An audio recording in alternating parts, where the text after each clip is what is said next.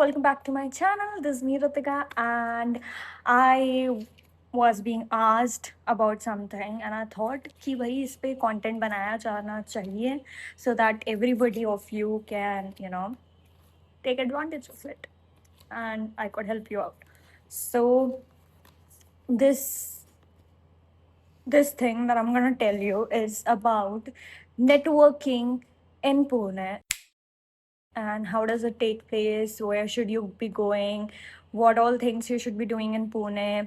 What communities to join? What events to go for? And how networking actually takes place in Pune and how not to be bored in Pune. So that is what I'm going to cover in this video. Watch till the end.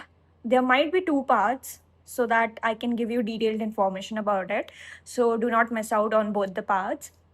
Also, make sure that you help me out by subscribing the channel, liking it, commenting on it, and making the best out of it. So please stay till the end. Let's get into the video.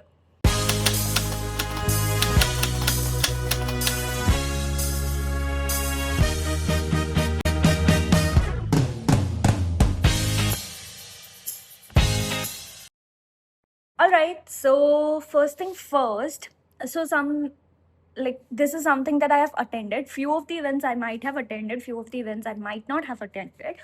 So I'm gonna give you information about my real life experiences and of the events that I have attended so that you don't end up going to the wrong places and you also make the best of your time in Pune. I'll be giving detailed information about all the things, so make sure that you watch both the parts. Number one, I personally feel that you should go for board gaming. Now, these days, board gaming are very frequently happening over across India in a number of cities, in a number of places. People these days are being very creative with the thought of networking with each other. They came up with board gaming, and that's an amazing plan. That's an amazing thing. I think people, especially from the 90s, who are now in their 30s, and Gen Zs who are still in their 20s, would love such things. And if you are in your 20s or 30s, you would admire this way of networking because it's so crazy. The board gaming events are so full of energy and so amazing because our childhood days, we have spent most of our time at our nani's house to like playing board games, and such events actually just makes you really happy, and it also makes you uh, keep your phone aside for hours. So it's a great idea to network as well as to socialize and to enjoy your time in Pune. So there are two groups that I have been to, two communities where I played games. So one is organized by Tiebreakers in Pune, and it is run by Sakshi and Vanshika, and it is a great event. I love going to their event, and they've always made me feel special.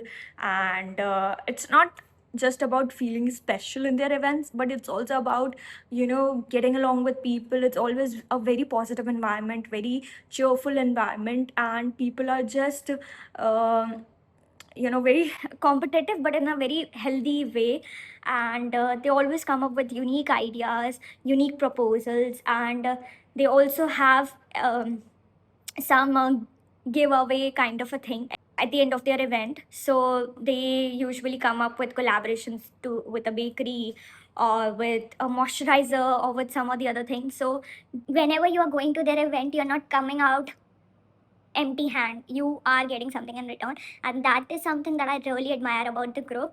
They are amazing, they're well organized, well managed, and even the communication is done very well. So that is something that I really admire about the team. You can also work as a volunteer with their team. I'm not sure about where you will find the form, but you can contact Sakshi or Vanshika about the same. And yeah, it's a free shout out to you too because you are amazing. Then the second group is Boredom.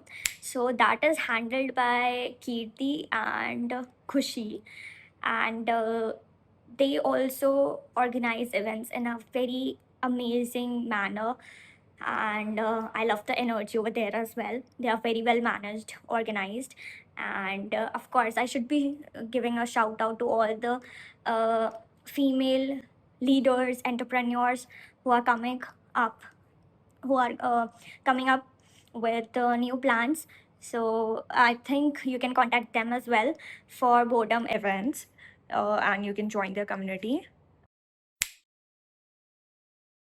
Is going to art cafes. So it's a in today's time, I'm just loving the way art, like all the cafes are coming up with unique ideas and unique setups and ambience, because all the cafes that are like currently operating in India are just crazy about the way they are operating. They're so creative and well organized.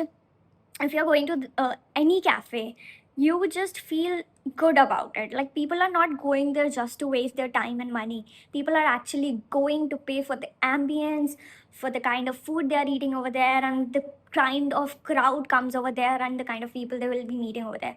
So that's something that I really admire, and one of the cafes that I would suggest, actually two of the cafes that I will suggest, you should not miss out in Pune. First is Monji Cafe. So it is in the main city area, and it has a very vintage vibe. There is one thing, actually two things. One is a good thing and one is a bad thing. So one good thing about the cafe is that you can order your food from outside and eat it over there, and there's no problem about it.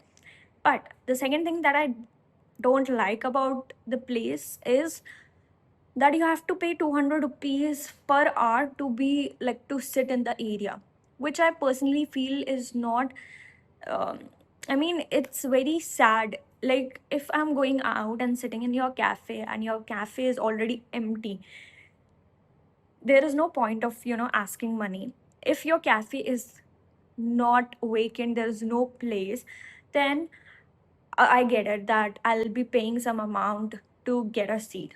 But if your cafe is like empty, there is no customer, so why should I be paying and sitting at your place? Like, if I'm sitting at your place, somehow it is looking like, you have some customers to address, and it is not giving a bad image. So that is something that I don't liked about the cafe. So I completely forgot to record the second cafe details. In case you are an art lover, you should go to Artisan. It has two branches, Baner and Kalyan Nagar, and you should try out. Um, the place is great for art lovers, but the only con of the place is that you have to like get one food item and one beverage item with your art kit. Otherwise, they don't give art kits, and that costed me around like $1,000. So if you have a budget, definitely try it at least once. Since we have covered three topics, if you are looking for like a detailed experience, my personal experience on each of these things, I'll soon be uploading that as well with a series. I'll pin that in the comments or in the description wherever possible, so that you all can view that series as well to get a better idea, detailed idea on the things that I'm saying right now. Also, please give your feedbacks in my videos so that I know you're liking my videos or not, it is relatable or not, or what more to include in my videos. So yeah, please write it in the comments. That's all. Bye bye.